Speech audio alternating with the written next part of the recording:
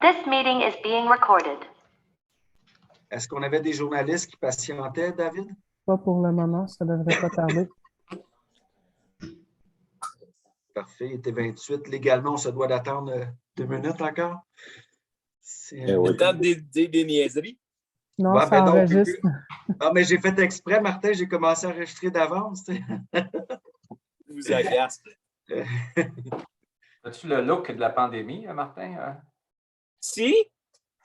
Un nouveau look pour la pandémie? Ben oui, mais c'est parce que j'essaie d'économiser l'eau. Fait que je passe moins de temps aussi à m'occuper de moi-même quand que je me rase pas. Vous agace, c'est plus d'ouvrage que de se raser. C'est aussi le look, plus de déneigement, moins de temps à la maison. Oui, c'est ça. Hier, c'était pas mal ça, mais ça a bien été pareil. Là. Mais disons que, à un moment donné, je me demandais si je savais quel bord il fallait que j'aille. Quand je suis sorti de Venise, là, il n'y avait pas de nord ou de sud, c'était tout blanc. Oui, ça. On est live sur YouTube. J'admets Marie-Ève Martin. Parfait. De toute façon, on va y aller. Là, il était 29.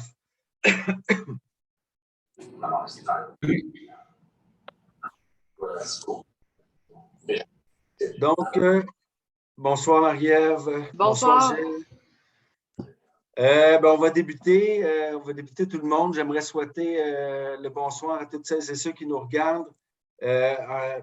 Au nom du conseil, on vous souhaite une bonne année parce que c'est notre premier conseil 2022.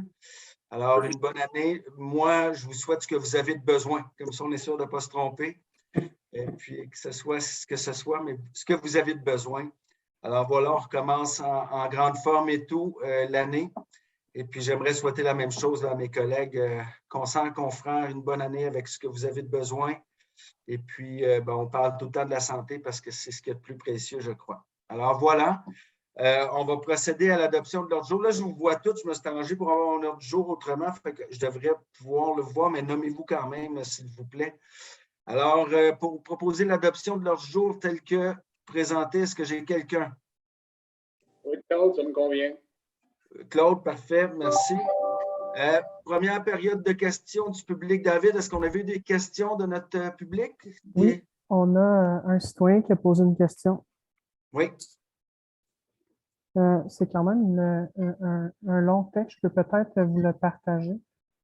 Oui, parfait. Peux-tu le résumer, David? Oui, c'est en anglais. Je viens de le recevoir. OK. Je vais tenter du mieux que je le peux.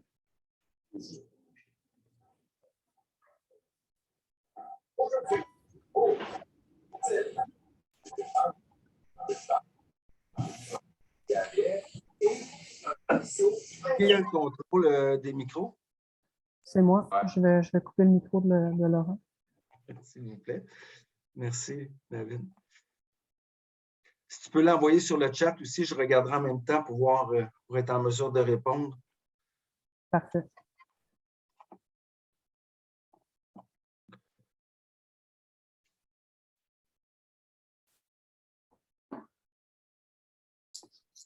Ça va, David?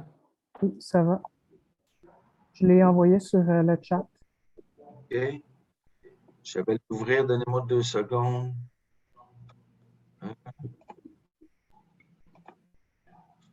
Il faut la. OK. Tu l'as envoyé en PDF, hein, David? Oui, je l'ai envoyé en PDF. C'est bon. OK. Écoutez. Je l'ai ici, là bas. Je vais lire rapidement, là. Je vais.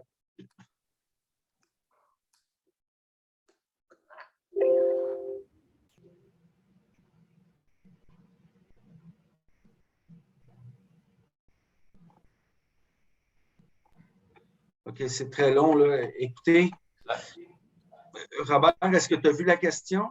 Non, ça ne fonctionne pas, moi, le lien que j'ai. Regardez, ce que je vous propose, là, c'est que peut-être ça s'adresse beaucoup au niveau de l'aménagement. Nathalie, est-ce que tu l'as vu? Est-ce que ce que je vous propose, c'est que tu peux jeter un œil rapide, Nathalie, ou pendant qu'on passe les points là, du début, à savoir si tu peux nous donner après ça. Je l'ai lu rapidement là, en diagonale. Là. Il y a des questions au niveau, ça concerne Frelichburg. Là. En fait, moi, si je peux me permettre, c'est considérant qu'on nous interpelle sur la nouvelle réglementation de Frelichburg concernant le secteur du Pinac, je proposerais que la question soit transmise au comité d'aménagement pour analyser des discussions, pour être en mesure de répondre aux citoyens par la suite adéquatement. Oui, parce qu'il demande, bon, rapidement, il demande les démarches aussi qui ont été faites et tout. Là, c'est quand même assez. C'est pas qu'on ne veut pas répondre, je pense que c'est surtout dans un souci de bien répondre à la question.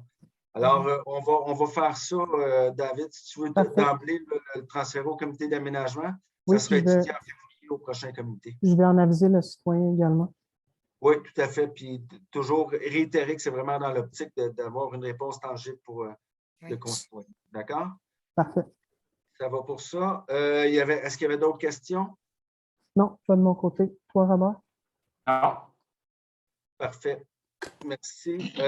Donc, en point 3, adoption du procès-verbal de la séance du 21 décembre. Il y avait une résolution à corriger, là, la 551-1221. Les corrections, c'est concernant le projet du PAC. Là, on avait fait le tour des promoteurs avec des projets à financer. C'est simplement pour réviser le nom de 2 promoteurs. Donc, Canard et Gourmandise, le promoteur va être Ville de Lac-Brome.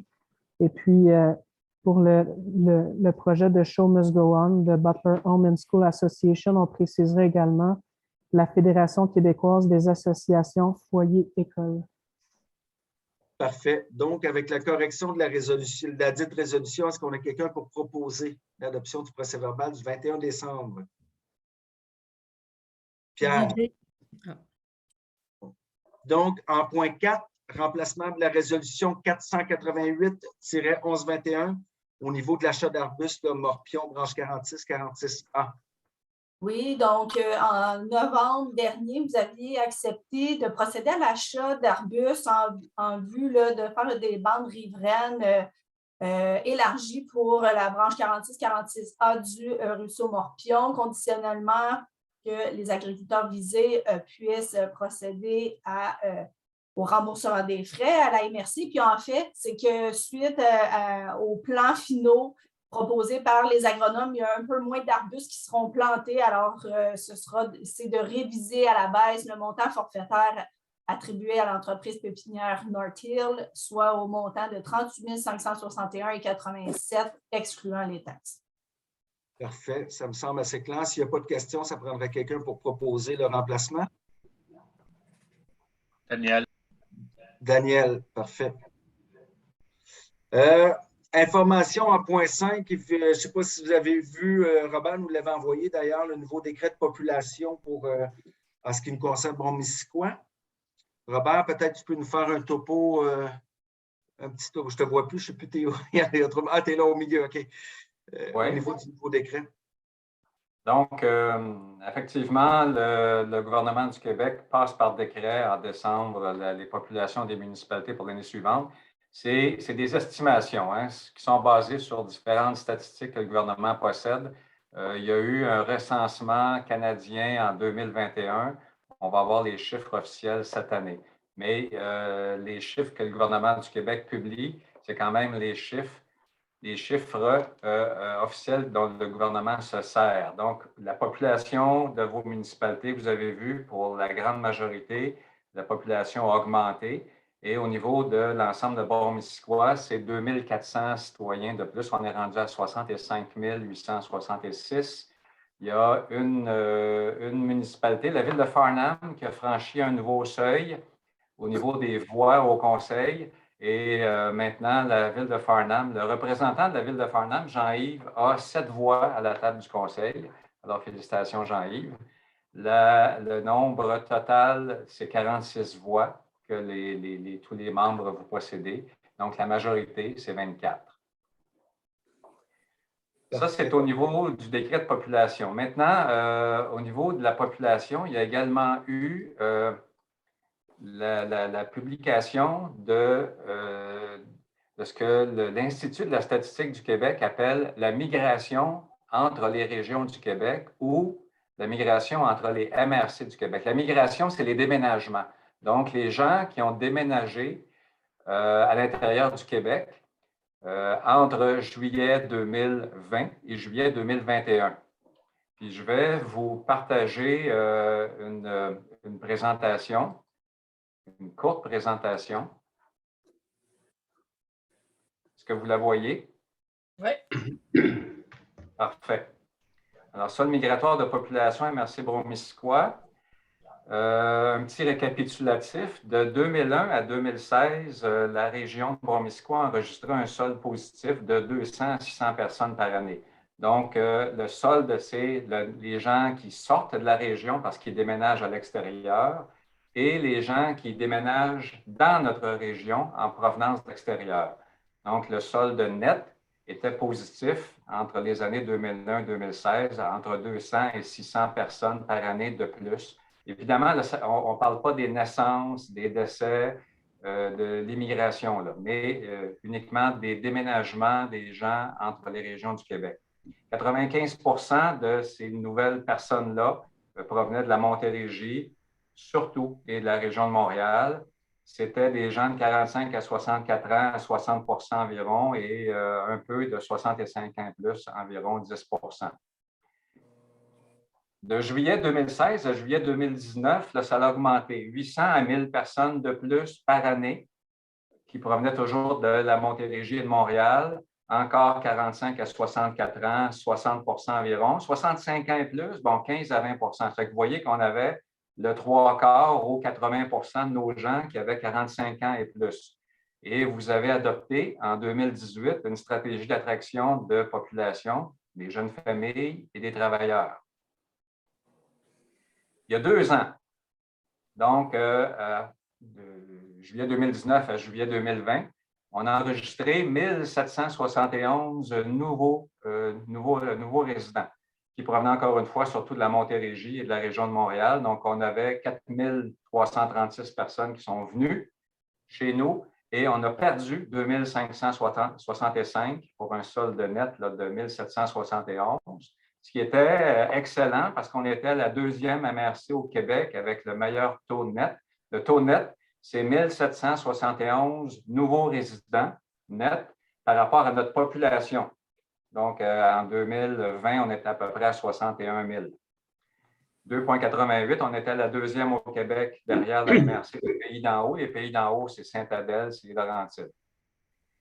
L'année passée, juillet 2020 à juillet 2021, donc l'année passée, on a obtenu 2414 comme solde net de nouveaux résidents. Encore en provenance surtout de la Montérégie et ensuite de la région de Montréal. 5299 nouveaux sortant 2885. Fait que si on compare, là, il y a à peu près toujours à peu près 2500, 2800 personnes qui quittent. Et c'est normal là, à cause de l'emploi, à cause de différentes raisons. Là. Mais l'année passée, on avait 4336 qui sont rentrés, c'est-à-dire il y a 2 ans. Et l'année passée, il y en a 5000, presque 300 qui sont entrés. De sorte que notre taux net de 2414 nouveaux résidents sur notre population de 63-64 000 l'année passée, ça nous donne 3,81 de taux net. Et on est encore la 2e meilleure MRC au Québec, après toujours les Pays d'en haut. Si on regarde les groupes d'âge maintenant, et on se compare il y a 2 ans et l'année passée. Donc, en 2020, pour les 0 à 14 ans, on avait 230. L'année passée, 308. Il y a 2 ans, 20 pour 15 à 24 ans, 141 l'année passée. 25 à 44 ans, 635 il y a 2 ans, 815 l'an passé. 45 à 64 ans, 638 en 2020, 905 l'année passée. 65 ans et plus, 248 en 2020, 245 en 2021. Alors, vous voyez que la région devient plus populaire auprès des jeunes et auprès des jeunes familles et auprès des travailleurs. Si on prend une jeune famille, là, c'est 44 ans et moins.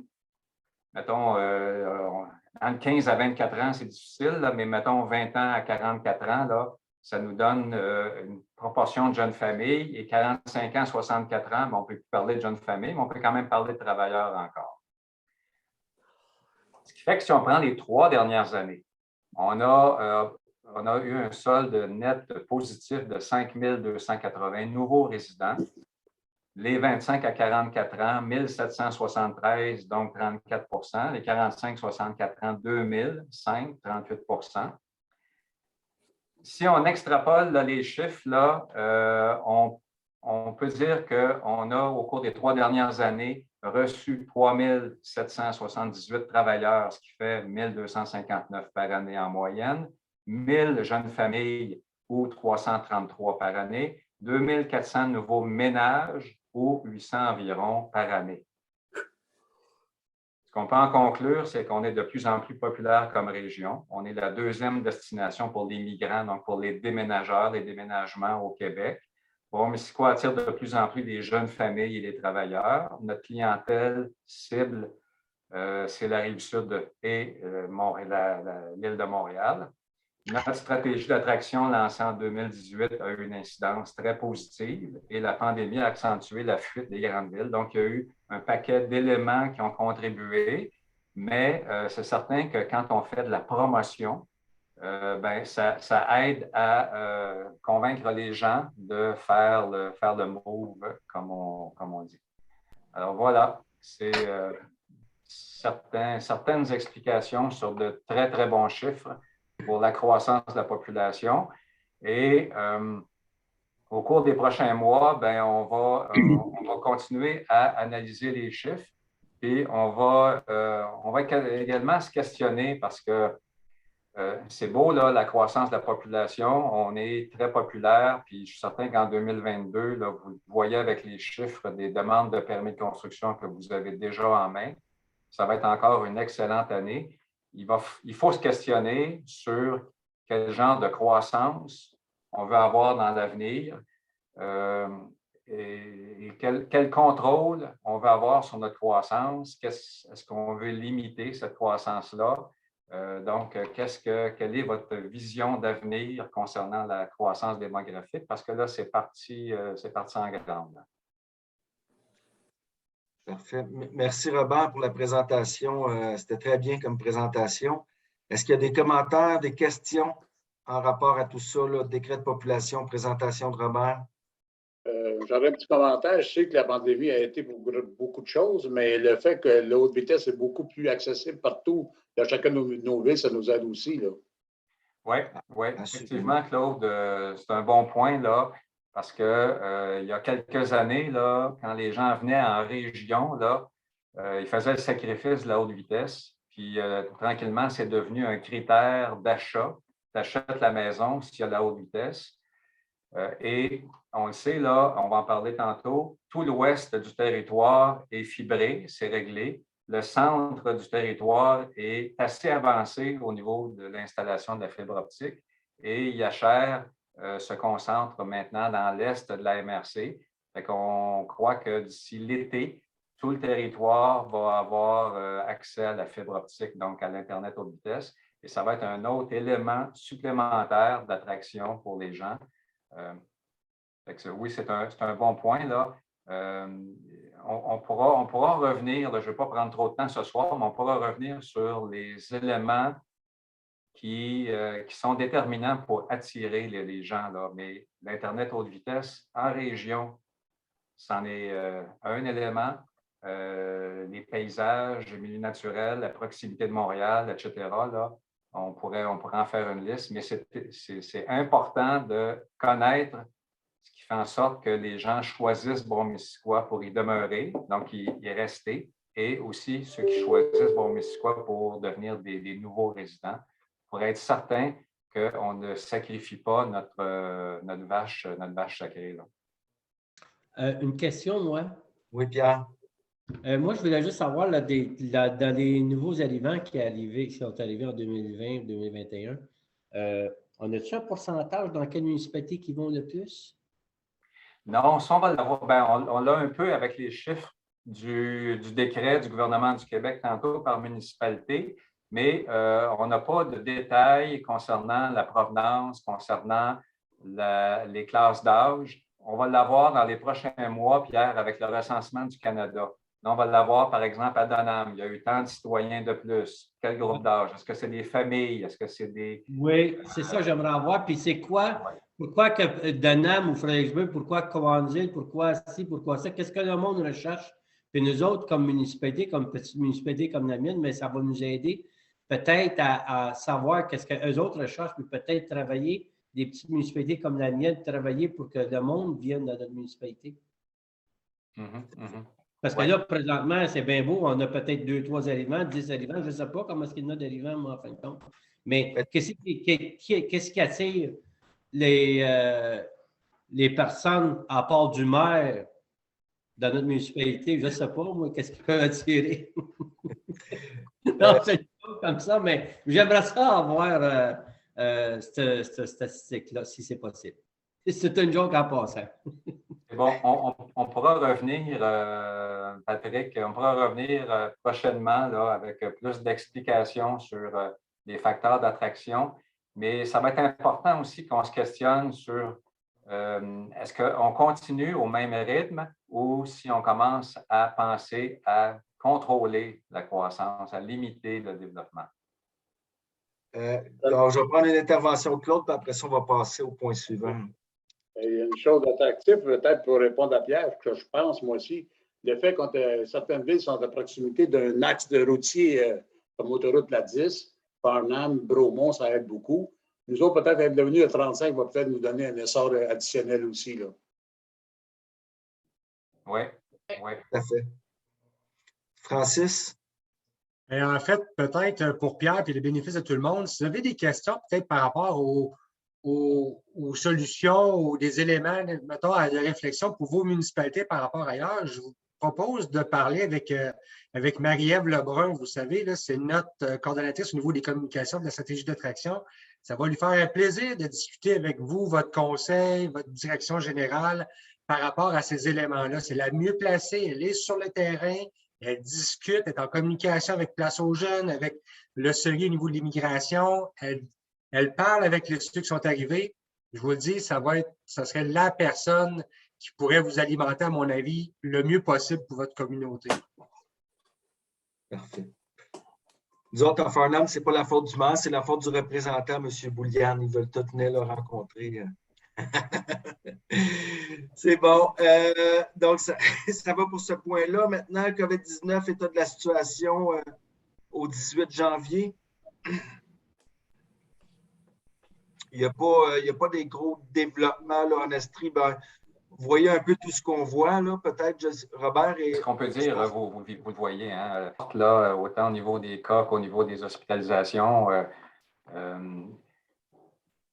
Le CIUS de l'Estrie a fait une conférence de presse vendredi en disant qu'il voit depuis quelques jours une stabilisation des hospitalisations en Estrie, ce qui commence à avoir la lumière au bout du tunnel.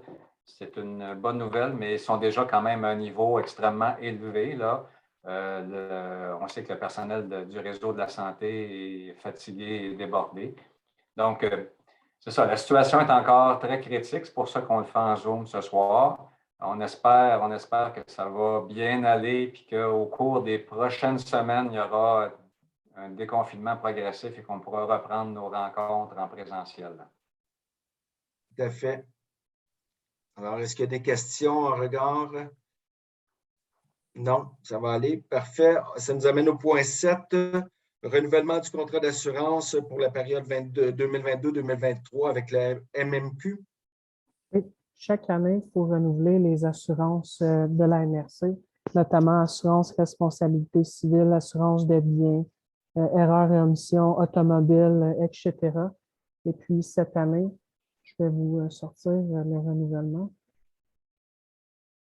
Cette année, le renouvellement serait d'un montant de 49 318,57 $, incluant les taxes là, qui seraient à payer à la FQM pour la période du 6 février 2022 au 6 février 2023.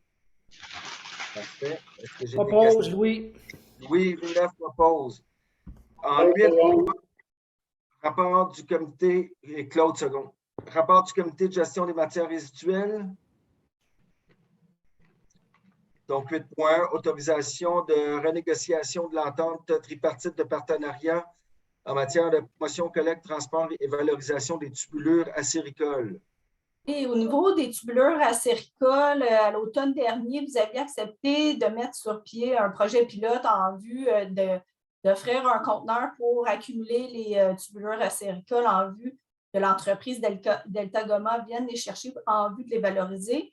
Et donc, ce projet-là s'est terminé à la fin de l'année dernière. Près de 2 tonnes au cours de l'automne ont été ramassées. Et le comité ce soir, en fait, là, vous recommande d'autoriser la reconduite, en fait, de ce service de valorisation des tubulures acéricoles et de permettre là, la négociation d'une entente avec la régie et Delta Goma en ce sens.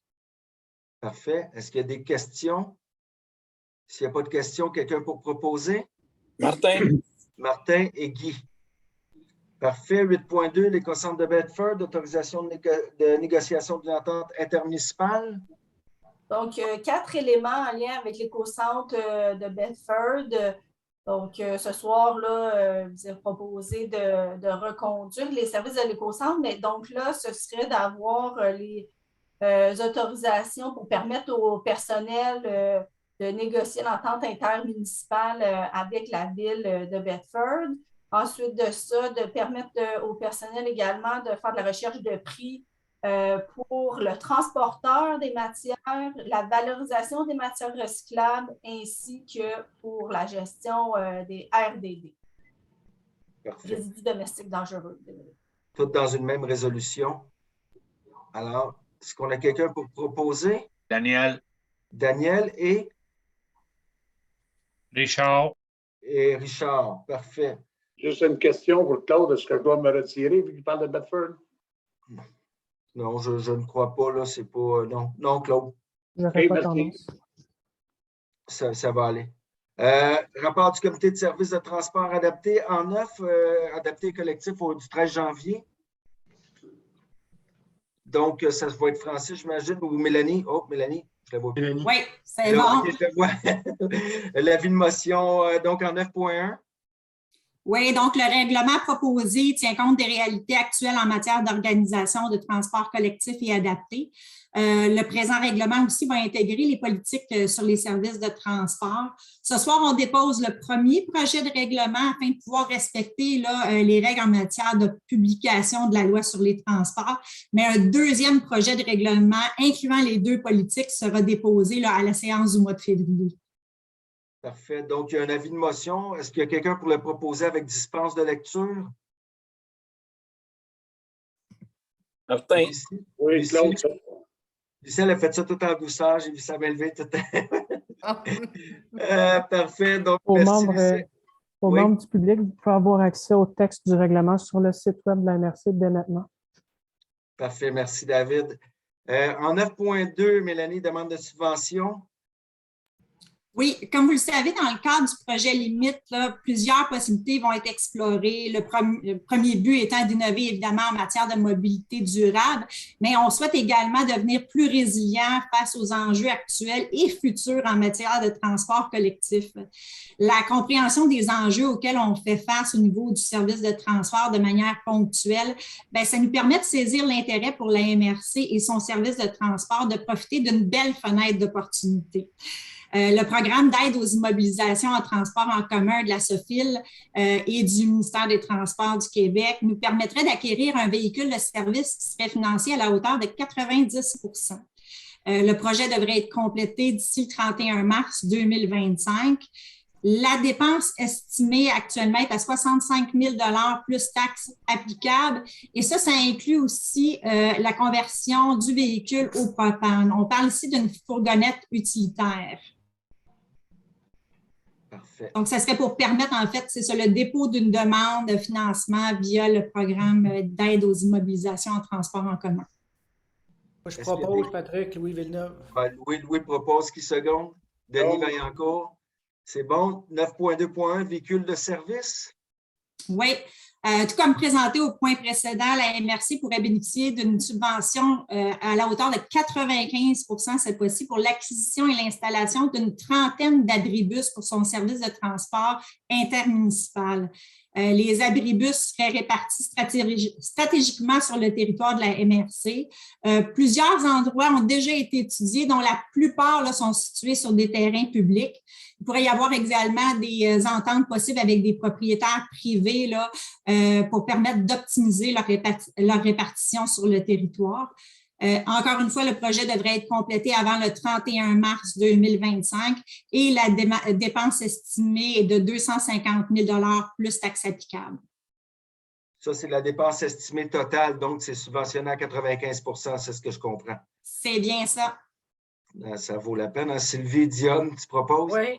Non, tu as une question? J'ai une petite question, c'est parce qu'on vient de parler d'un véhicule de service, puis après on tombe dans l'abribus. Est-ce que les deux sont dans la même? En fait, je pense que le véhicule de service, c'était pour la résolution d'avance. Tu me corrigeras, Mélanie, c'est tout ça?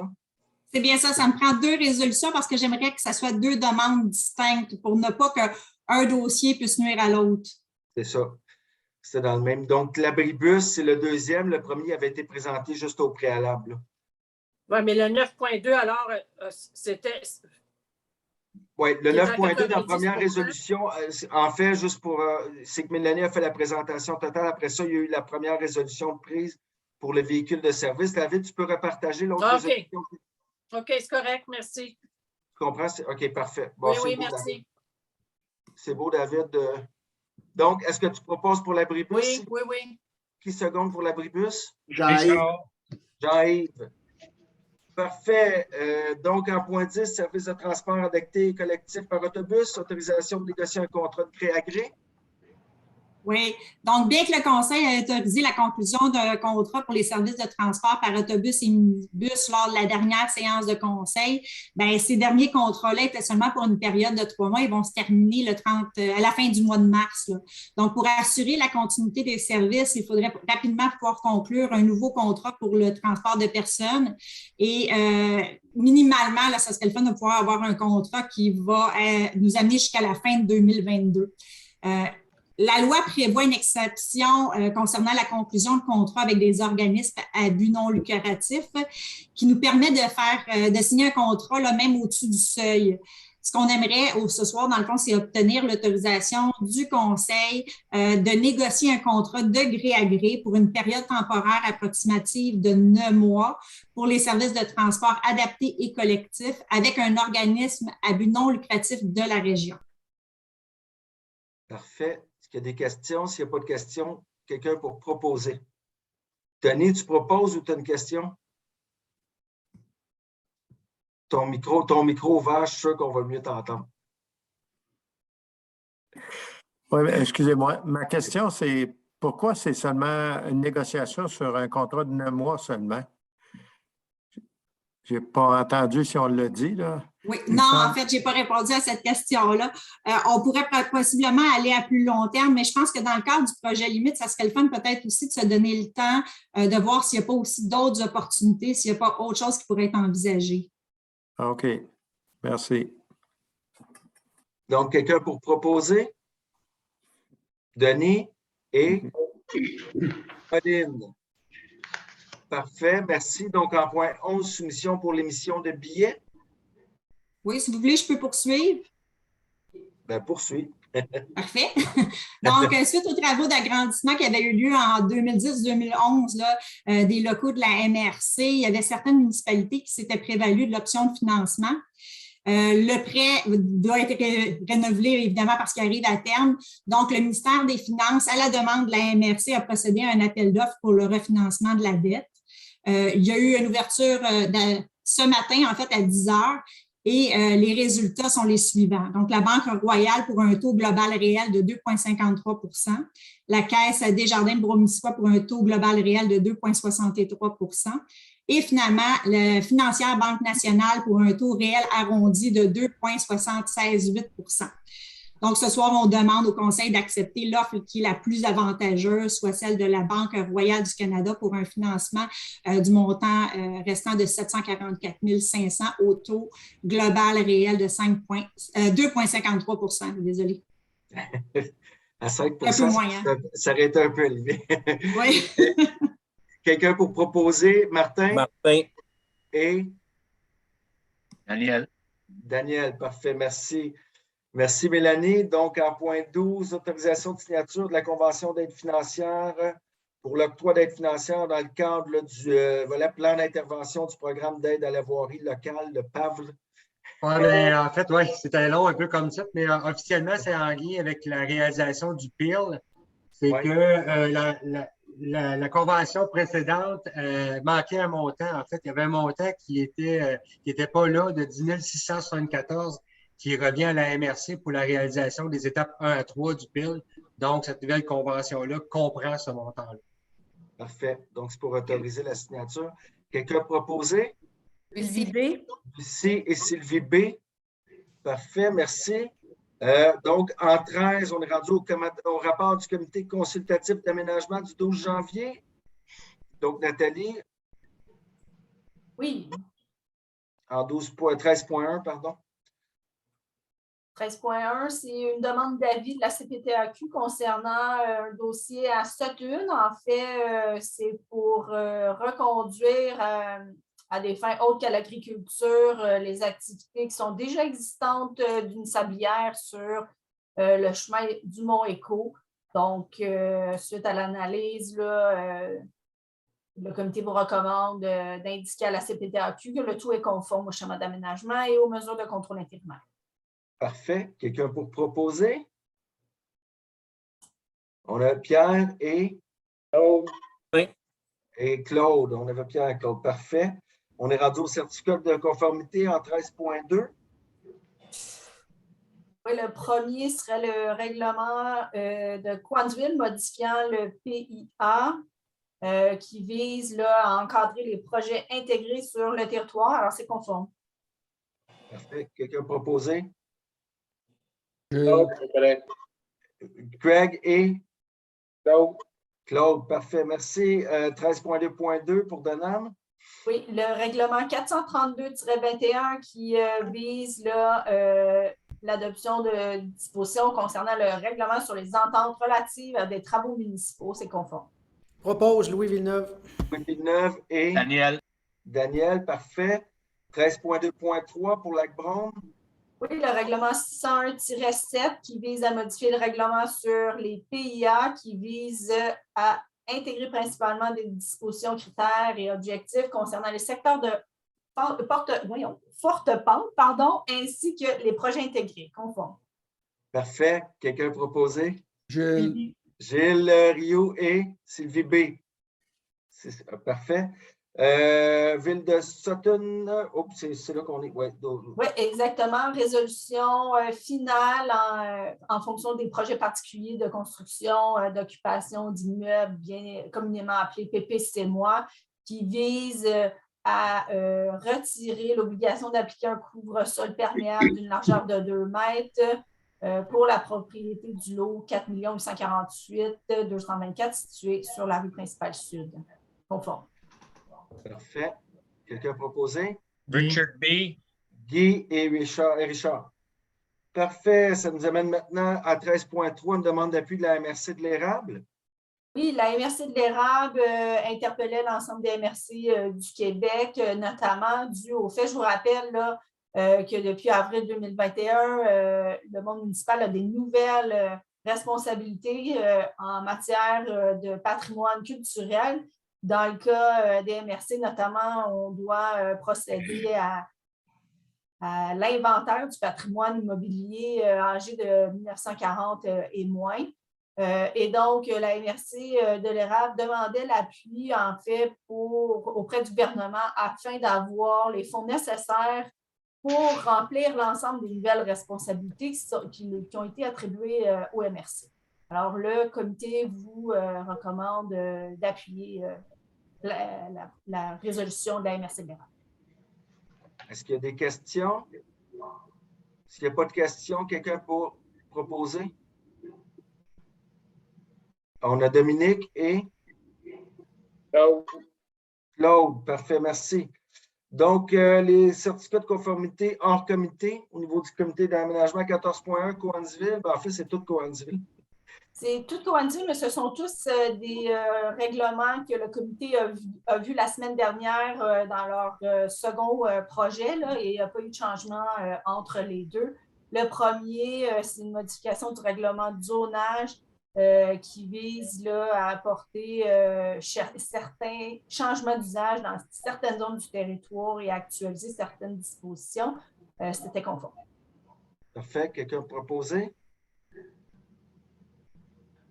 Denis et Bill? Parfait. Donc, 14.2.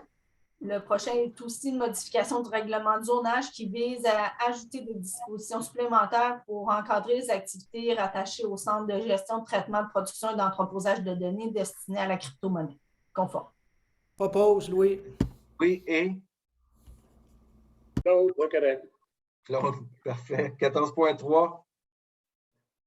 14.3, toujours Coansville, modification cette fois-ci du règlement de zonage qui vise à réduire la largeur des lots dans la zone des ESH-1 conforme.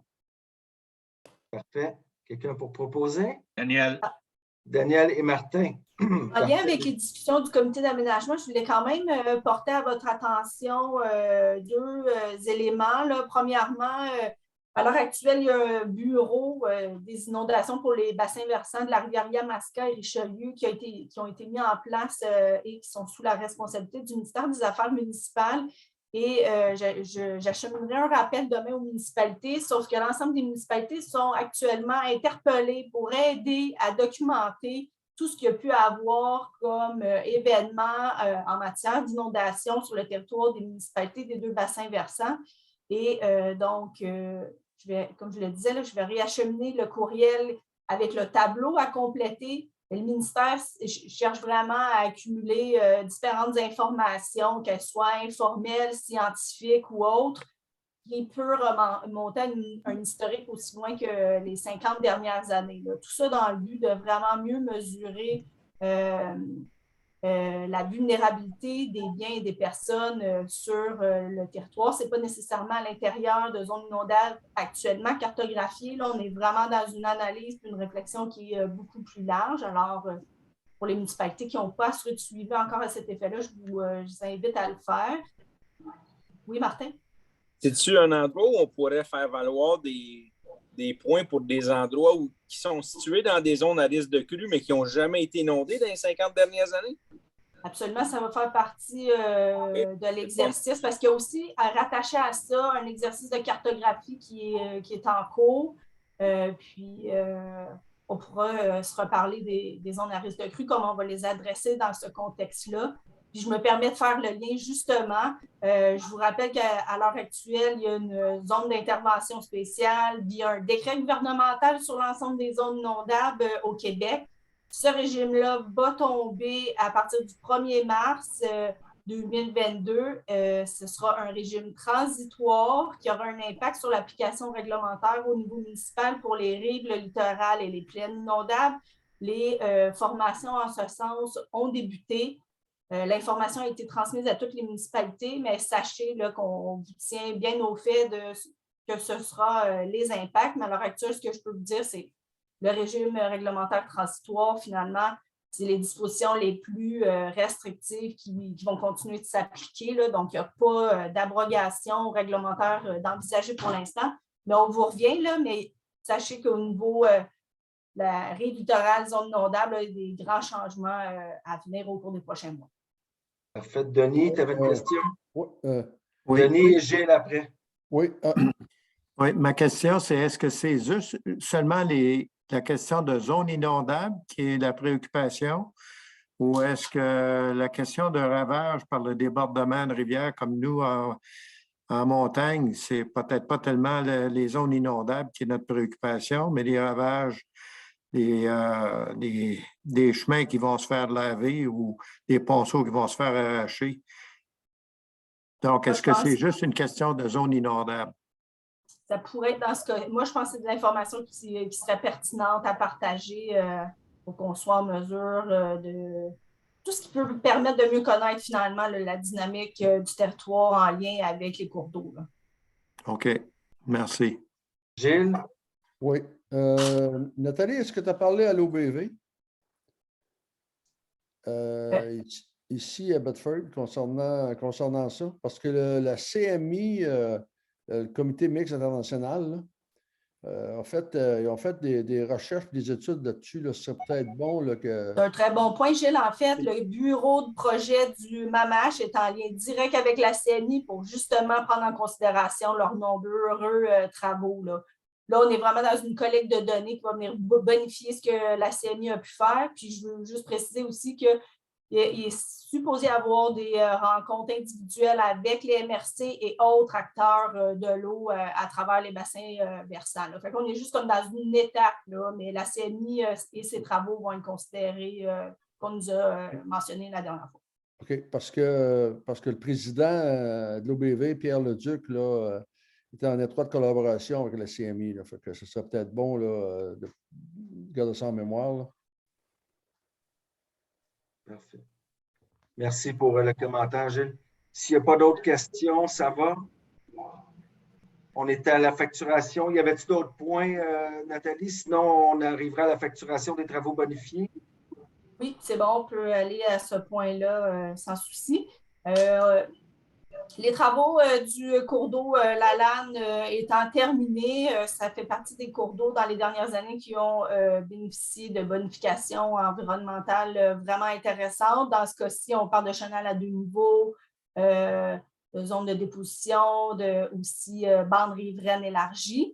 Et là, en fait, historiquement, ce qui était la vision du comité, du conseil également, c'était d'utiliser les sous de bonification disponibles au sein de la MRC pour payer les bonifications environnementales et de facturer à la municipalité les coûts que les travaux traditionnels coûteraient normalement pour des travaux similaires. Alors, dans ce cas-ci, le montant des bonifications s'élève à 74 468,37 et serait payé de 2 façons parce que dans ce cas-ci, on a pu bénéficier avec un projet collectif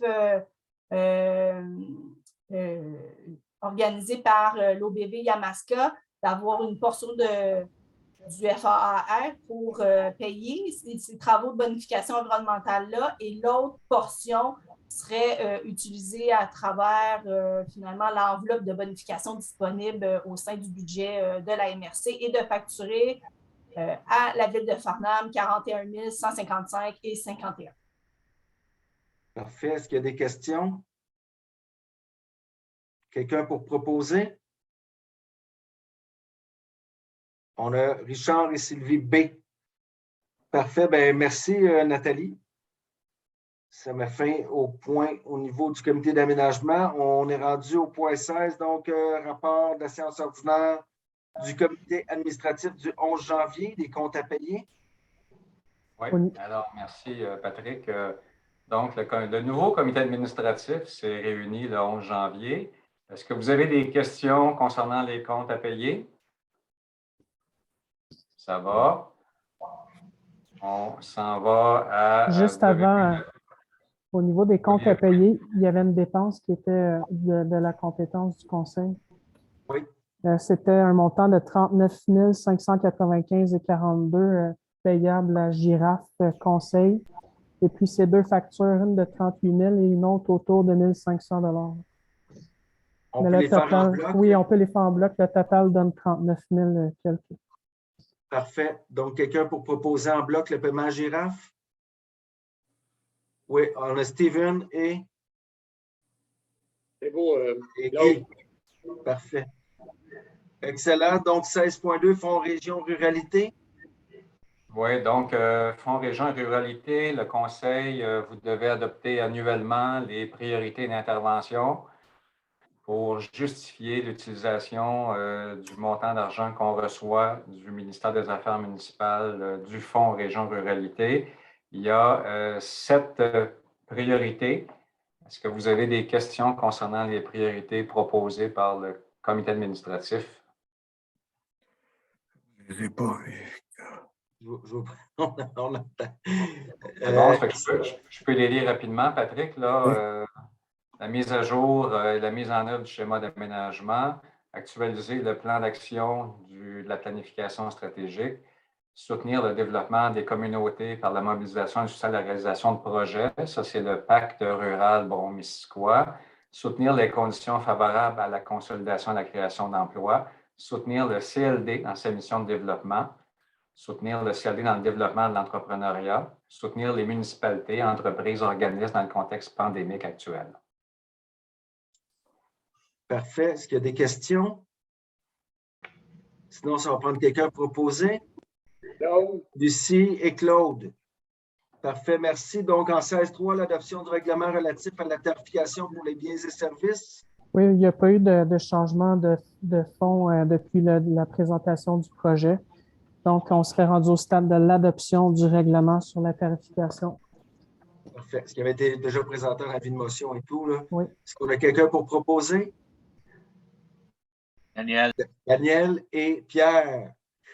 Parfait, en 16.4, donc adoption du règlement 01-0122, répartissant les quotes-parts entre les municipalités, dis-je, pour 2022. Même chose, pas eu de changement de fonds. On est au stade de l'adoption. Parfait. Quelqu'un pour proposer? Martin. Martin et Greg. Parfait. En 16.5, là, projet de recherche sur la maladie de Lyme à Bromont.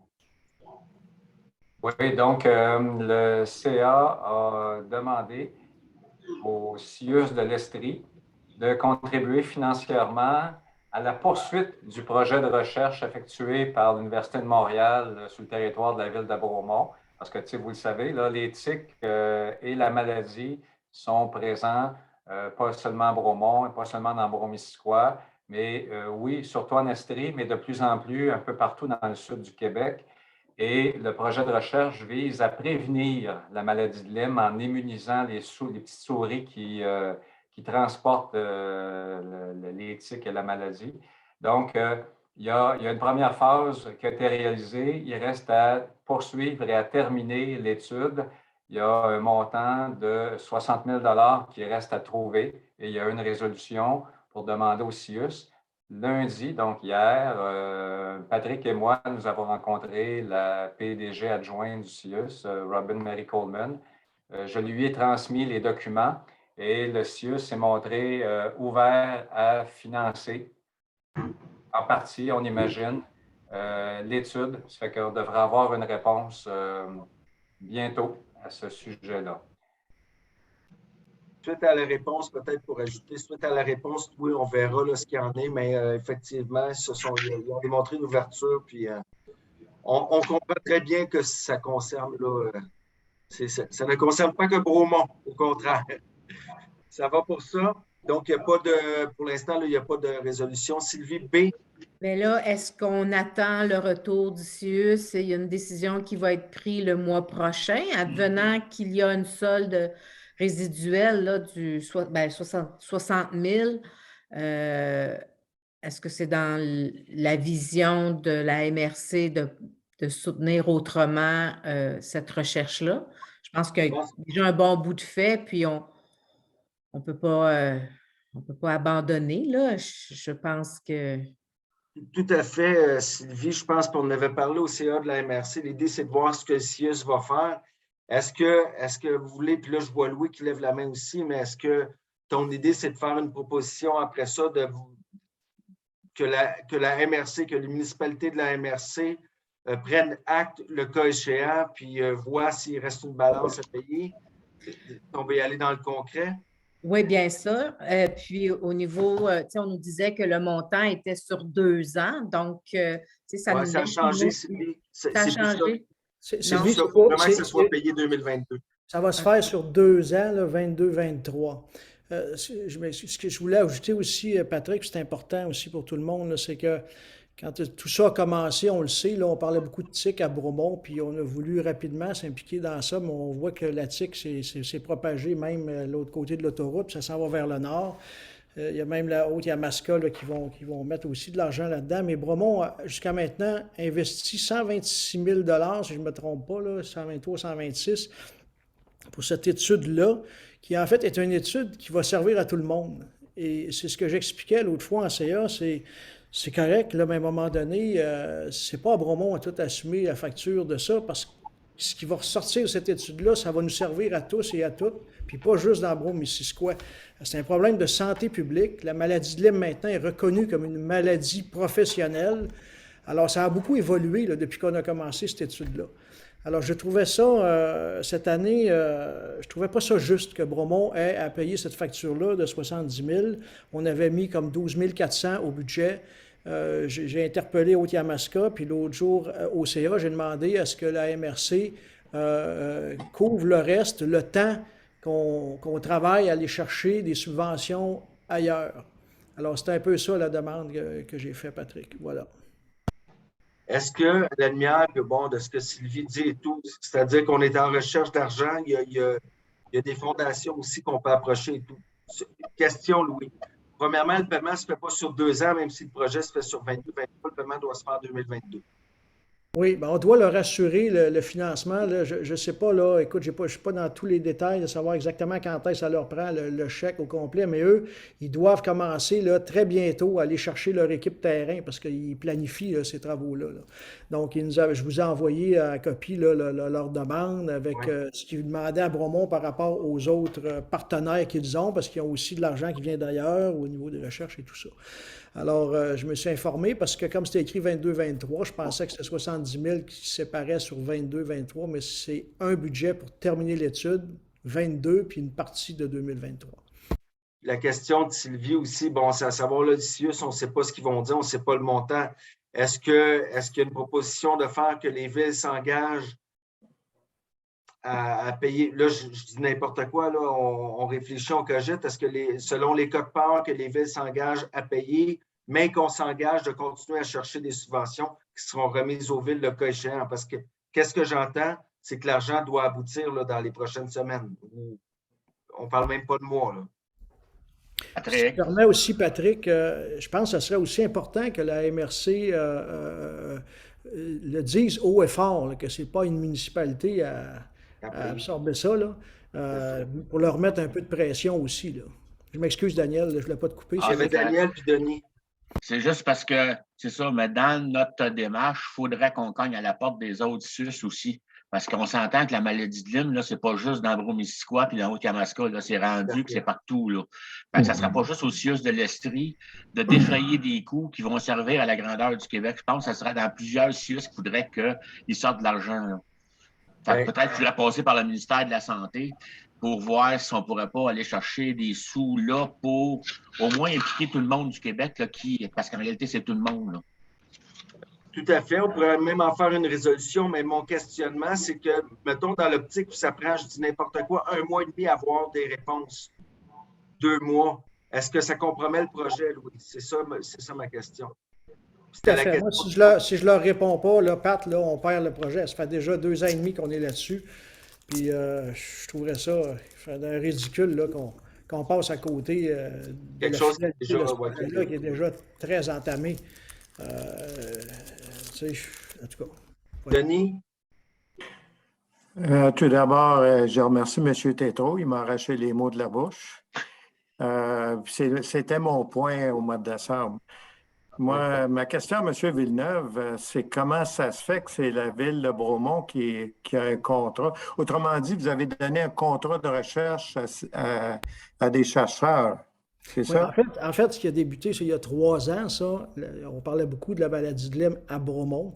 C'était vraiment comme centralisé chez nous à cause de la montagne ou je ne sais pas trop quoi. Et j'ai un conseiller municipal qui est arrivé en disant, écoutez, il y a des chercheurs de l'Université de Montréal qui sont en train de faire un projet, puis on pourrait probablement faire ce projet-là sur le territoire à Bromont. Donc, c'est là qu'on est embarqué dans cette histoire-là. Mais depuis, la maladie de Lyme a évolué. Puis là, ça s'est étendu, cette affaire-là. Donc, c'était pas à la ville de Bromont. On se rend compte aujourd'hui que la maladie de Lyme, là, c'est partout. Alors, on a investi, comme je vous dis, là, comme 126 000 depuis le début. Et pour la fin du mandat, je pense que tout le monde doit se serrer les coudes. Puis il faut aussi pousser sur les gouvernements. Moi, je ne comprends pas qu'un gouvernement qui dit qu'on a des... C'est une maladie qui est reconnue comme une maladie professionnelle et c'est sérieux, c'est un problème de santé publique, cette affaire-là. Les gouvernements ont dénié pendant longtemps la maladie de Lyme. Écoutez, la maladie de Lyme, là, ça fait un bout de temps qu'elle est au Québec, qu'elle est répandue Dans la vallée de l'Outaouais, c'est pareil. Fait que je suis un peu surpris que vous me dites que Bromont semble être l'épicentre, alors que c'était pas mal répandu dans le sud-ouest du Québec. On n'est pas contre l'idée du projet, mais comme j'ai mentionné et comme on dit, c'est un problème de santé publique au niveau de la province. Il faudrait que ces chercheurs-là ont une responsabilité d'aller chercher des subventions aussi. Bien, ils ont des partenaires, M. Vaillancourt. Hein? Je n'ai pas le document avec moi, là, je l'ai envoyé à la MRC, là, mais il y avait 2 colonnes dans leur affaire. Là. Il y a La moitié, en fait, c'est plus, on parle de 140 000 environ. Puis sur le 140 000, ils sont allés chercher la moitié, Denis, dans le document qu'on pourrait faire parvenir à tout le monde. Sur le 140 000, ils sont allés chercher 70 000 environ, là, plus ou moins. Puis il restait 70 000. Haute-Yamaska s'engage à donner 10 000. Pardon.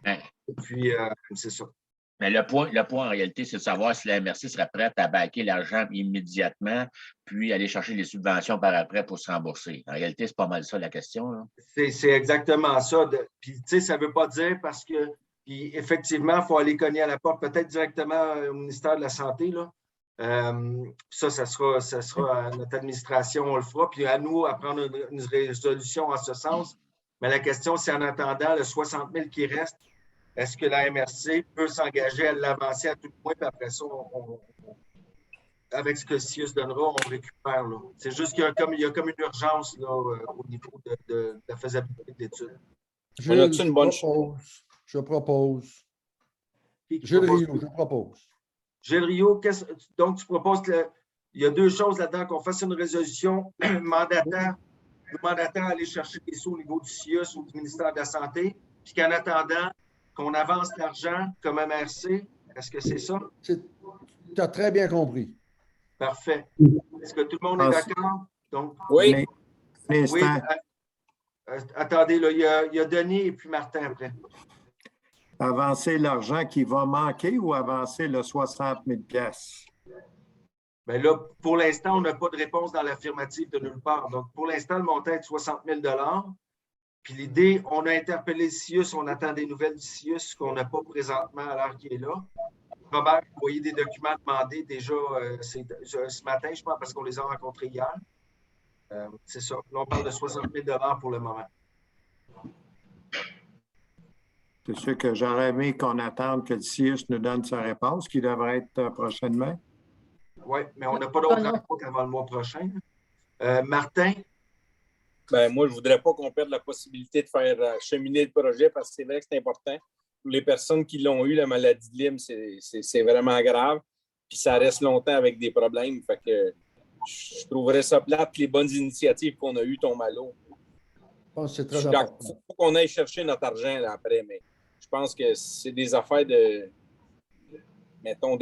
qui demandent l'implication sociale. Puis si on est capable de le faire, on a peut-être des bonnes chances d'aller la chercher après ça, notre argent. Oui, je pense que oui, Martin. Là. Denis? Je ne suis pas contre l'idée non plus. Là. Bon. Est-ce qu'on y va comme ça, puis on s'entend qu'on ne reste pas les bras croisés, là, qu'on 60 000, on va tenter de le récupérer. Il y a Sylvie Beauregard qui a levé la main.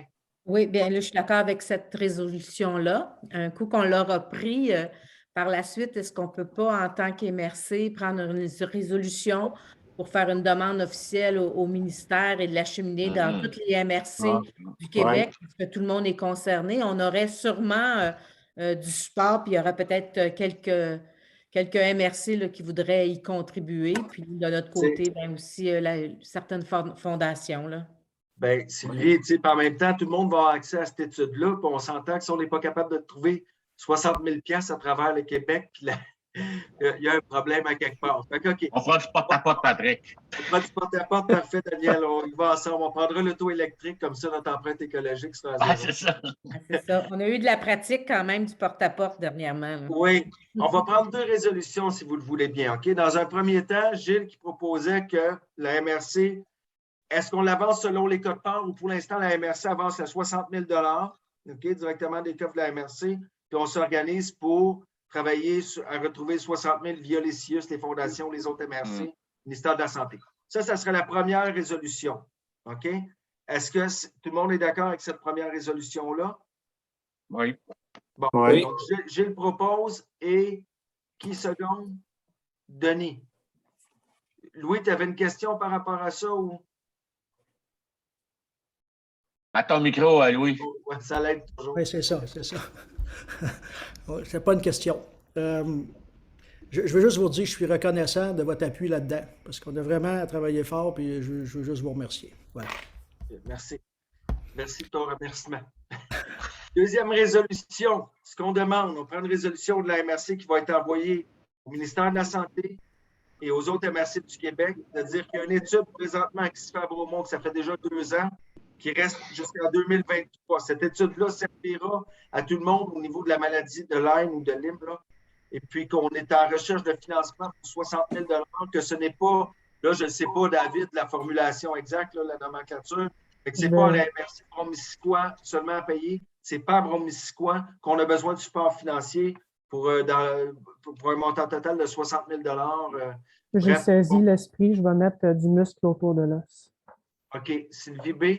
Je l'enverrai aussi à l'UMQ et à la Fédération québécoise des municipalités. Parfait. On comprend le sens de la résolution. David va nous peaufiner un beau poème avec ça. Ça va être beau, beau, beau. Est-ce qu'on a quelqu'un pour proposer? Sylvie l'a pas mal proposé. Hein? Ben, Sylvie, oui, c'est vrai. Ben, seconde, donc, Sylvie B propose Lucidé seconde. Ça vous va? Parfait. Alors, c'est ce que j'appelle de la concertation et de faire le faire ensemble ou le faire ensemble quand on sens.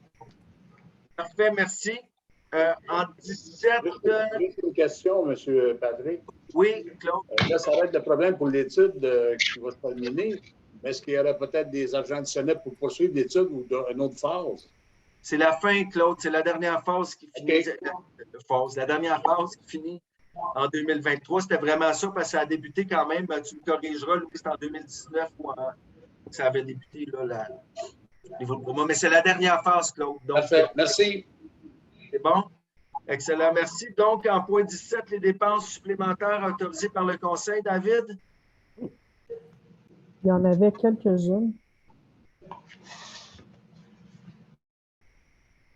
Donc, l'éco-centre de décembre, les RDD de décembre pour la régie également. FQM Assurance, vous l'avez déjà autorisé. Le renouvellement de la FQM 2022. Et les remises de carrière et sablières là, qui vont être autorisées là, dans la résolution suivante. Parfait. Quelqu'un pour proposer? On a Bill et Martin. Parfait, merci. En 19, donc le programme d'aménagement. Oui, ça, c'est une bonne nouvelle. Robert, tu vas nous en parler au 19 à 19.2. Juste avant, il y avait... 18 avant, Patrick. Oh, excuse, j'ai passé vraiment pour les carrières et sablières. Il y a des gros chèques qui s'en viennent là. En 18, oui. Désolé. Francis, est-ce que c'est toi qui y vas? Ben oui, ben, je pensais qu'on venait de la passer dans la résolution d'avant avec les autres, mais c'est juste pour vous dire que le tableau du versement aux municipalités pour la deuxième période de 2021, juin à septembre, est disponible. Donc, ils vont avoir un versement de 965 689, séparé selon les critères actuels, là, qui va être versé aux municipalités. Bon, ça va prendre quelqu'un pour le proposer. On a Martin et Pierre. Bon, parfait. Là, en 19, parce que j'étais trop content de la bonne nouvelle du 19, Robert, pour le PADF. Oui, c'est vrai que c'est une bonne nouvelle parce que vous rappelez, en juillet dernier, le ministre des Affaires municipales a transféré Brome-Missisquoi-Otiyamaska en Estrie, dans la région administrative de l'Estrie. Et la table des préfets de la Montérégie avait adopté une résolution en septembre disant que, bon, vu qu'on avait fait le choix, toute nouvelle entente de développement en Montérégie devait se faire sans Brome-Missisquoi et Otiyamaska. On était bien peinés parce que vous aviez adopté une résolution disant que au moins pour les domaines agricoles et de la forêt, vous vouliez continuer de faire affaire avec la Montérégie, vu les affinités qu'on a avec la Montérégie au niveau de notre forêt. Pour l'agriculture, ça n'a pas marché. Et pour la forêt, on a réussi, on a travaillé le dossier et la semaine dernière, vendredi dernier, la table des préfets de la Montérégie a accepté que Brome-Missisquoi et Otiyamaska soit signataire de l'entente du programme d'aménagement durable des forêts, de un. Donc, ça, c'est la subvention que le ministère des Forêts donne à la région. Et cet argent-là va servir à financer plusieurs projets dans le cadre d'une entente. Donc, l'entente éventuellement à définir, l'entente de développement de la forêt de la Montérégie. Donc, d'ici 2 mois à peu près, on va vous présenter un projet d'entente pour qu'on continue à faire affaire avec les autres MRC de la Montérégie. On avait eu énormément de bénéfices au cours de la dernière entente forêt avec la Montérégie parce que Bromissisquoi est quand même une MRC très forestière. Et donc, on est très heureux que la Montérégie ait accepté qu'on puisse participer pour les 3 prochaines années au PADF et dans quelques temps là, à la nouvelle entente de développement de la forêt. Donc, ce soir, c'est d'autoriser la signature de l'entente pour le programme d'aménagement durable des forêts en nommant la MRC d'Acton comme la MRC mandataire pour gérer l'entente. Il y a des questions? Oui, Patrick. Oui, Daniel. Robert, tu nous parles comme l'agriculture, comme si ça serait terminé puis que c'est sûr qu'on s'en va en Estrie ou si on peut encore négocier, là? Bien, je vous rappelle là qu'au niveau de l'agriculture, les agriculteurs, les organismes de Bromissisquoi en agriculture sont encore desservis par le ministère de l'Agriculture de la Montérégie, par l'UPA de la Montérégie, par les organismes, la financière agricole et les autres organismes agricoles de la Montérégie. Ça va. Mais quand on parle de fonds de développement régional, on est rendu en Estrie. Malheureusement, la Montérégie a refusé qu'on fasse partie du fonds de développement régional de la Montérégie. Donc, les projets de la MRC, des municipalités, des organismes, les projets de développement, là, la Montérégie a fermé la porte en agriculture. Par contre, les interlocuteurs restent montérégiens, en tout cas. Jusque-là, puis l'idée, ça serait, je pense que la volonté au niveau de l'agriculture, corrigera Martin, mais les gens, ce qui était le plus important, c'est de garder les mêmes interlocuteurs, un peu ce qui se passe présentement. Oui, c'est sûr, mais si on change, c'est parce qu'on aimait aussi les programmes qui venaient avec le fait d'être en Montérégie, parce que notre agriculture est plus dans, mettons, dans l'ouest de la MRC que dans l'est. On aurait voulu continuer de profiter des programmes qui se font. Je pense qu'il y a des différences des programmes. Après ça, s'il y a des programmes qui ne viennent pas de la table des préfets, si ceux-là, on est encore admissible de la même manière, peut-être que c'est moins grave, mais... Ceux qui ne viennent pas de la table des préfets, tu me corrigeras, Robert, mais ça ne fait pas de changement, là. Non, ça ne fait pas de changement. Les programmes dont tu parles, Martin, c'est des programmes du ministère de l'Agriculture, du MAPAC. Ceux-là, ça continue d'être par la Montérégie.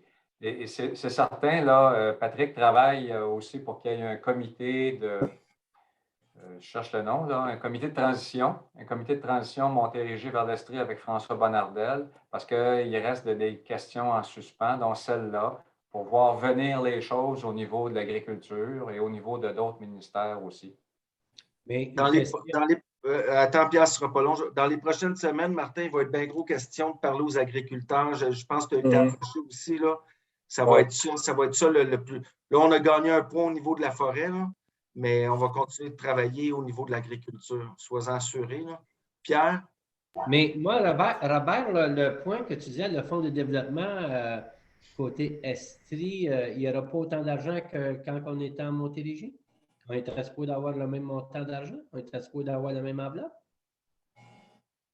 Tu parles de quel fonds? Tu as dit que tout à l'heure, tu disais là, que le transfert en agriculture en Estrie, là, j'ai peut-être manqué un bout, là, mais ça sera pas un portefeuille? Il n'a pas parlé d'argent. Le fonds de la Montérégie a un fonds de développement pour les projets en agriculture. L'Estrie a un fonds de développement. Mais ce n'est pas le même portefeuille. Ce ne sera pas le même argent, là. Ce n'est pas le même argent. C'est pas le même portefeuille. Il n'y aura pas autant d'argent en Estrie qu'en Montérégie, là. Il y a moins d'argent, mais on est moins aussi en Estrie, là. Mais là, on a signé une entente pour le développement bioalimentaire avec l'Estrie. Il y a de l'argent, mais effectivement, on est moins de joueurs en Estrie. On va tirer notre épingle du jeu quand même. Pierre, juste pour corroborer ce que Robert dit, en fait, c'est que la tarte est moins grosse, mais il y a moins de monde autour de la tarte. Fait que ça va être à nous autres à travailler pour aller chercher notre juste part, mais c'est une image que je donne. C'est vraiment ça, Pierre. Fait que je ne pense pas qu'il y aura tant de changements à ce niveau-là. C'est juste que là, ça change de place. Puis pour le reste, bien, comme j'expliquais, il y a eu des approches de fait. Il y en aura d'autres avec des agriculteurs, tant au niveau du comité de transition. Mais pour tout ce qui est du ministère de l'Agriculture, les fonds qui ne sont pas dédiés table MRC, c'est ça qu'on veut travailler. D'ailleurs, avec Daniel, on s'en est parlé là, au niveau de la MRC. Est-ce que ça répond bien aux questions? Oui. Parfait. Donc, ça va prendre, si on revient à la foresterie, ça va prendre l'autorisation pour signer l'entente 21-24 dans un premier temps. Est-ce qu'on a quelqu'un pour proposer? On a Denis et Lucie. Ensuite, nomination de la MRC délégataire là, du programme d'aménagement durable des forêts aussi 2021-2024 pour la région administrative de la Montérégie. Ça peut être dans la même résolution si vous le souhaitez. Ah, ben, d'accord, vous l'avez fait en bloc. C'est bon. Parfait. Bien, merci, Robert, pour ce point-là. Internet haute vitesse 120, donc mise à jour de la fibre optique du déploiement? Oui, bien, je vais le faire si vous me permettez. IHR vous a transmis, en tout cas, j'imagine, parce qu'il nous a transmis le nouveau calendrier en date du 14 janvier dernier sur le déploiement de la fibre optique. Comme Robert avait dit tantôt en entrée de jeu, là, dans l'ouest du territoire, c'est presque entièrement complété. Il restait les petits bouts, mais comme ce qui se passait à Pike River par rapport à l'autoroute 35, c'est en cours de réalisation en ce moment. Là, fait que ça va être réglé incessamment. Dans le centre du territoire, pour grosso modo, c'est presque complété, mais avant de pouvoir fournir le signal à une partie de la population du centre, ils doivent terminer des sections dans l'Est, en fait, parce que souvent, il va y avoir des clientèles qui vont être rattachées à des équipements qui vont être installés dans les municipalités de l'Est. Donc, actuellement, ça va somme toute très bien. Il n'y a pas eu une grosse augmentation de portes depuis le dernier mois par rapport à ce que je viens de vous dire, mais dans les mois qui vont venir, il va y avoir plusieurs centaines de citoyens qui vont être branchés. Je pense que la chose qui est importante, puis on en avait peut-être un peu parlé à la fin de l'année dernière, c'est qu'actuellement, IHR se concentre à terminer la construction du réseau et ils attendent seulement 15 permis. Il y a juste 15 permis qui sont en attente d'être reçus par les propriétaires des infrastructures de poteaux. Donc, ça, c'est déjà une bonne nouvelle. Puis, ils se concentrent à construire le réseau de base et à brancher les citoyens qui ont signifié leur intérêt à recevoir le service. Donc, on rappelle en même temps aux citoyens, si vous désirez avoir les services de IHR, donc allez sur leur site Internet pour signifier votre intérêt. Parce qu'actuellement, il y a un manque de main-d'œuvre partout au Québec sur les fusionneurs de fibre optique. Avec tous les programmes éclairs qui ont été lancés à la grandeur de la province, il y en manque. Donc, ce qu'IHR fait, il préconise, en fait, il priorise ceux qui ont dit oui. Fait que comme ça, les fusionneurs qu'ils ont, qui ne sont pas en grande quantité, mais ils vont faire les clients qui ont déjà manifesté leur intérêt. Fait que c'est comme ça qu'ils vont prioriser. Puis quand le reste du réseau va être construit, puis qu'ils vont avoir fait les clients qui vont avoir dit oui, après ça, ils vont se concentrer à aller brancher les maisons des personnes qui n'avaient pas nécessairement dit oui au départ. Donc, on en est là. Là, c'est clair qu'il y a certaines grosses infrastructures, on appelle ça les têtes de ligne, là, qui doivent être ancrées au sol, là, qui vont se réaliser. C'est là, le sol est complètement gelé, là, qu'il y a des poteaux à changer. Il y a des choses qui vont être terminées au printemps, mais un peu comme Robert disait, là, ce qui est la cible là, à l'été, c'est que toutes les portes, en tout cas, tout le réseau soit construit, puis que les citoyens qui aient manifesté leur intérêt puissent l'avoir. Puis, il y avait toujours la question de certaines adresses qui étaient orphelines. Ça travaille en continu, mais tout le monde, il n'y a pas personne qui va être laissé pour compte en tant qu'au niveau des résidences privées, des résidences là, unifamiliales et adresses résidentielles quelconques. Parfait. Bien, merci pour le topo, Francis. Est-ce qu'il y a des questions? S'il n'y a pas de questions, ça va prendre quelqu'un sur le comité de travail IHR aussi. Bien, en fait, puis pour faire la distinction, parce que Gilles Rioux était déjà délégué par le Conseil des maires pour être sur le conseil d'administration d'IHR, mais vous vous souvenez que Jacques Drolet faisait le suivi des opérations plus techniques, c'est-à-dire le comité de travail avec les bureaux des 2 députés, Bell et Hydro.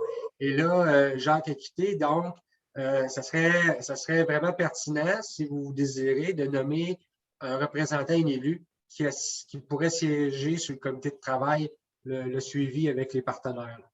Je crois que Robert avait démontré un intérêt, si je me trompe. Robert, est-ce que c'est le cas? Robert Benoît, tu parles. Oui, Robert Benoît, pas Robert Desmarais, il n'est pas un maire. C'est un excellent DG, par contre. Non, mais il va être disponible bientôt. Non, absolument. Moi, je suis très intéressé parce que je fais des revendications auprès de IHR, puis il y a beaucoup de choses que je ne comprends pas dans ce qu'ils font actuellement. Mais oui, je suis très intéressé à combler ce poste. Parfait. M. Benoît, je vais vous transmettre les coordonnées, en tout cas, le compte rendu de la dernière réunion, puis les coordonnées de la prochaine réunion qui aura lieu le 14 février à 13h. L'invitation officielle. Ça convient pour tout le monde? Est-ce qu'il y avait quelqu'un d'autre d'intéressé ou bon? Faut-tu le proposer, Patrick? Oui, idéalement, il faudrait le proposer, faire une proposition officielle. Là. Si tout le monde, ça convient à tout le monde. Là. Donc, Daniel, j'entends que Pierre le propose. Oui. On va l'appuyer. Lucie Café. C'est bon, oui. Parfait. Donc, ça nous amène déjà au calendrier. Félicitations, Robert. Là. Ça nous amène au calendrier des réunions de la MRC.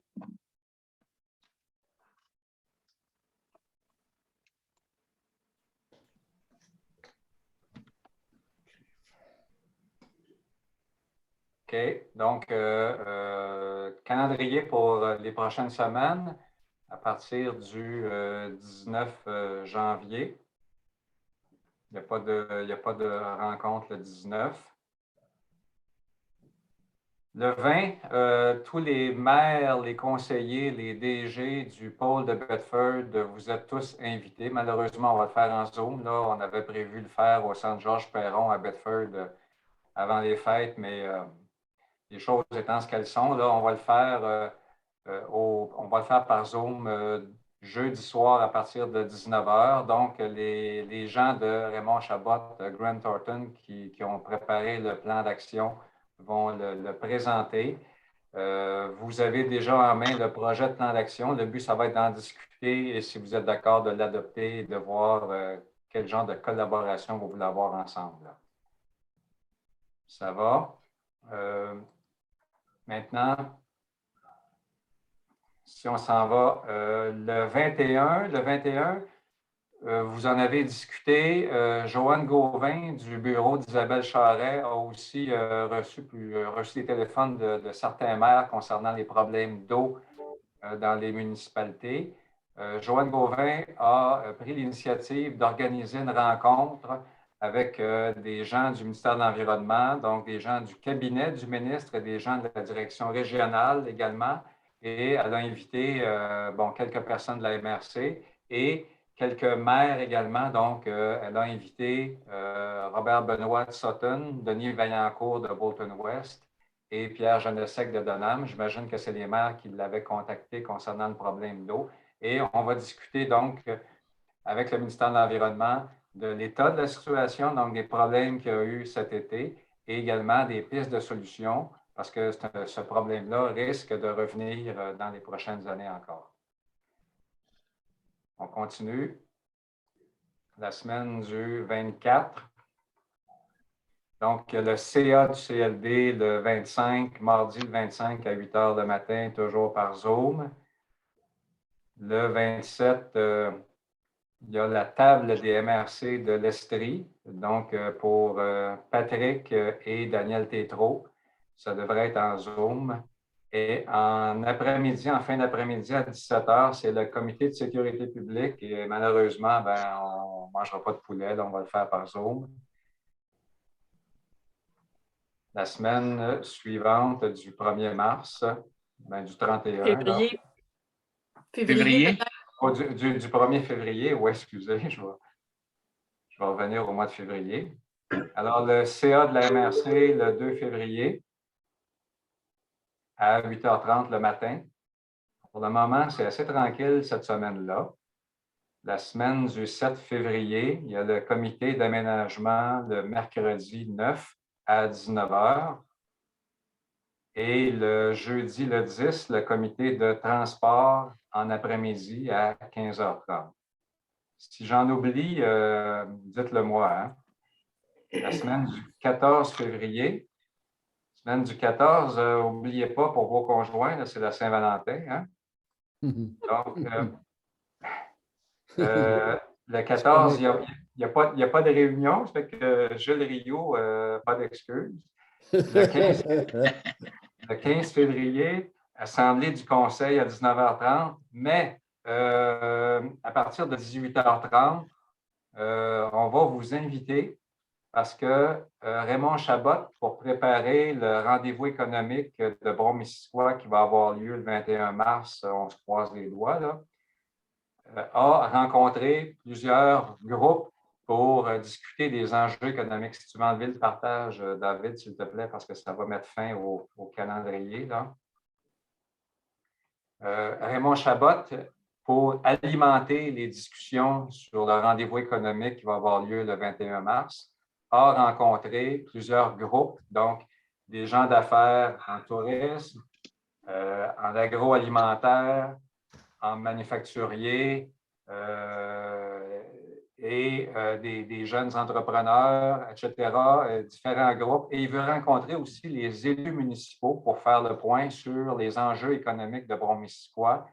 Donc, le mois prochain, de 18h30 à 19h30, Raymond Chabot vous invite à une rencontre où est-ce qu'il va animer, donc il va y avoir des questions pour que vous puissiez donner votre vision sur le développement économique de Brome-Missisquoi et entre autres là, sur le problème de pénurie de main-d'œuvre. Est-ce que vous avez des questions?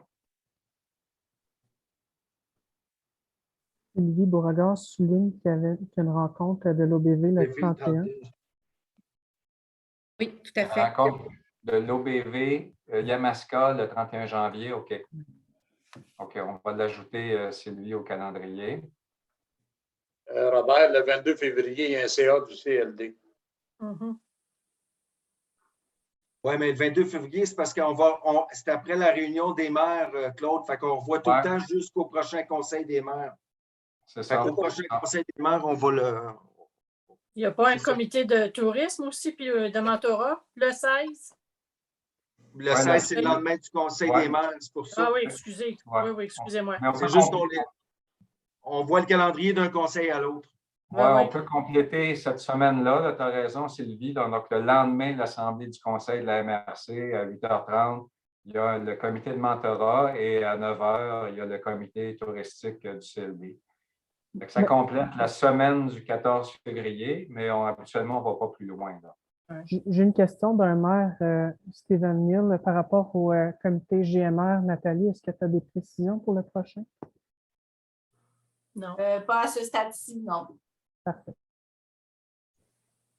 Parfait, ça nous amène aux correspondances. Oui, mais juste un instant, Patrick, je voulais poser une question à Robert, moi, avec Joanne Gauvin. C'est-tu elle qui va nous envoyer le lien de Zoom? Parce que je n'ai pas aucune invitation, moi, encore. Ah ben, je vais te le renvoyer, le lien, parce qu'elle l'a envoyé la semaine passée. Je vais te le renvoyer, Pierre. Robert, est-ce que tu l'as reçu? Je ne suis pas certain. Ah ben, tu veux le renvoyer à tout le monde, Robert? Oui, je vais l'envoyer à Robert, Denis et Pierre pour être bien certain que tout le monde va l'avoir. Là. Donc, c'est vendredi. Je crois que c'est 13h à 14h, là, mais juste laissez-moi vérifier. Oui, c'est 13h. 13h, c'est pas. Ouais, c'est ça. 13h. Ça nous prendra jusqu'à 5h le soir. On va en avoir de quoi à dire pas mal. Marqué pour une durée d'1 heure. Oui, Ouais. c'est une durée d'1 heure, oui. Des fois, c'est marqué, mais bon. Ouais. Sylvie, Non, On non. n'aura pas gros. Sylvie Beauregard. Évidemment, là, Oui. évidemment, on va parler de la problématique de l'ensemble des municipalités. Ce n'est pas parce qu'il y a juste 3 maires qui ont été invités par le bureau. Non, non, on va parler de tout le monde. C'est parler de l'ensemble là, des Ouais. problèmes qu'il y a eu cet été. Et surtout, est-ce que le ministère de l'Environnement est ouvert à collaborer avec nous à trouver des solutions à la pénurie d'eau durant l'été? Ça, c'est une bonne question. C'est exactement ça. Ça, c'est bon. OK. Sylvie Beauregard avait levé sa main. C'était un peu dans ce sens-là. Tu sais, on a invité 3 municipalités. Ma question était, est-ce qu'il y en avait une ou deux de plus intéressées à y être présents? Je ne sais pas, mais je sais que Jean Lévesque avait soulevé beaucoup le point. Tu sais, je pensais à Lucie, peut-être que tu souhaiterais y être là, parce qu'il avait soulevé les problématiques, mais je ne sais pas. Mais Je sais pas. effectivement, Sylvie, oui, tu as raison. Nous aussi, c'est une réalité chez nous et c'est quelque chose qui nous préoccupe, surtout qu'on est comme on a comme des prévisions de développement à l'intérieur du noyau villageois, puis on va être sûr qu'on fasse les choses de la bonne façon. Mais je ne veux pas m'imposer. Je compte bien que mes collègues vont parler au nom de tous. Mais Sylvie, ton point est bon. Si jamais il y avait une possibilité d'ajouter quelqu'un de plus, je dirais merci beaucoup. Denis a levé la main. Moi, j'étais un peu surpris que ce soit un nombre limité. En tout cas, c'est sûr que je n'ai pas d'objection à ce qu'il y ait d'autres maires qui participent. Je peux peut-être plus à demander à Mme Gauvin si ça n'a pas été ouvert à l'ensemble des maires qui sont intéressés parce que ça touche pas mal plusieurs municipalités dans la MRC. Ça touche tout le monde. Sylvie Diane. En tout cas, si la réunion est d'1 heure seulement, puis qu'il y a des représentants du ministère qui sont là, c'est eux autres qui vont parler. Vous n'aurez pas beaucoup de temps à poser de questions. Non, je suis bien là, ça va être très, très court. Oui, c'est eux autres qui vont parler. Oui, mais par exemple, on est capable de faire d'autres réunions, par exemple, avec oui. Oui, bien, c'est ça. Vu que c'est le bureau d'Isabelle Charret qui l'a organisé, moi, j'étais un peu mal à l'aise d'inviter tout le monde. Et je comprends effectivement qu'on va avoir 1 heure, là.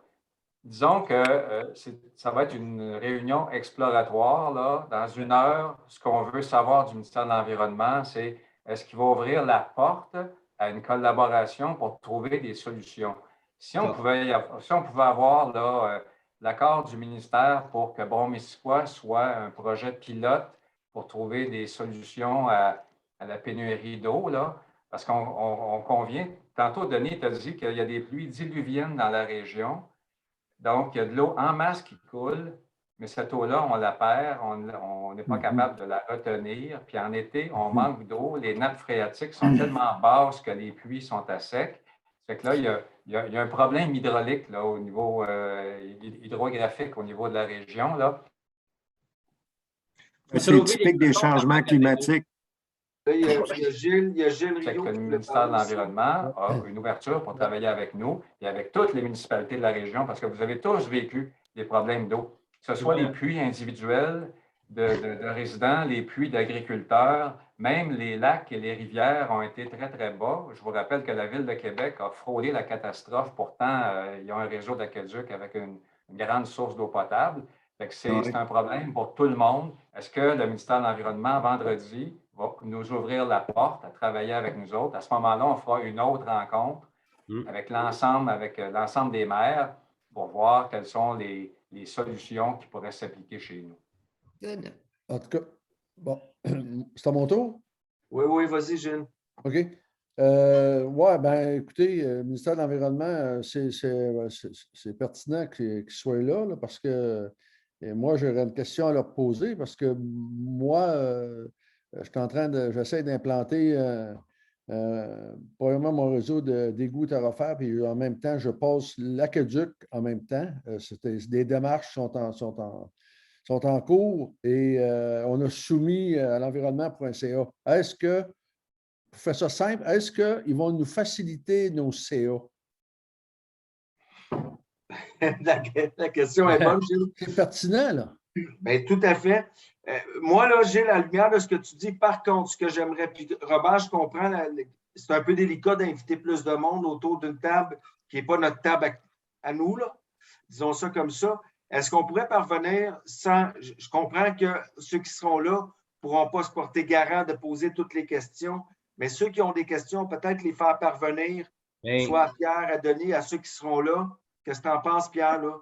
Moi, je suis bien d'accord. Moi, poser cette question-là aussi. Ben oui, ça a de l'allure, ça. Ça, on est capable de la poser, cette question-là, pendant l'heure qu'on va être. Puis je suis à peu près sûr et certain qu'on va déborder l'heure. Si vous avez des questions, peut-être, Robert, tu vas envoyer le lien demain. Toi, tu vas renvoyer le lien? Oui.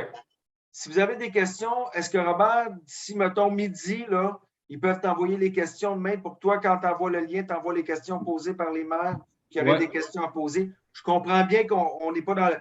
Je comprends qu'il y a un temps donné, vous allez faire ce que vous pouvez, mais au moins, vous aurez des questions à poser de la part des autres maires. Bien, exactement, parce que s'il y a d'autres municipalités qui posent des questions et qui disent à Robert, nous autres, on va poser ces questions-là pour les autres municipalités parce qu'on est 3 représentants de nos municipalités, je suis d'accord, mais on représente la MRC aussi, là, parce que c'est un problème de tout le monde. Ce n'est pas juste Denham, puis Bolton, puis Sutton, là.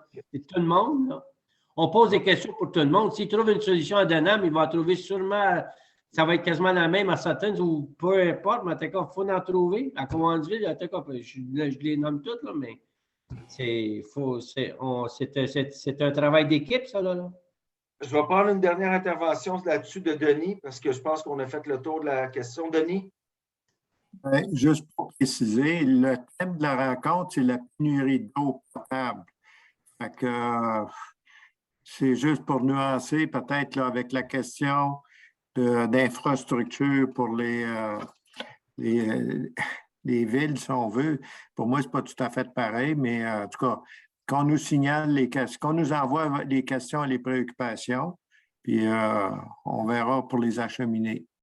Ben, c'est ça l'idée, là. Après ça, vous verrez ce que vous pouvez faire. Ouais, ça va pour ce point-là? Parfait. Ouais. On est rendu à correspondance? Est-ce qu'il y en avait, David? J'en avais pas de mon côté. Toi, Robert? Non? Non. Non? Ben, ça nous amène à la fin, à moins qu'il y ait des questions diverses, mais on a fait une belle question diverse, là.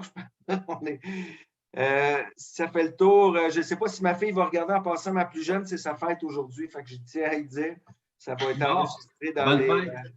Oui, ma plus jeune de 14 ans aujourd'hui. Donc, ça fait vieillir. Nos gars, ça nous dérange moins qu'ils vieillissent. Nos filles, ça nous dérange plus, en tout cas. C'est peut-être mon côté italien qui dit ça, mais ça me dérange plus que ma fille vieillisse, que mon gars.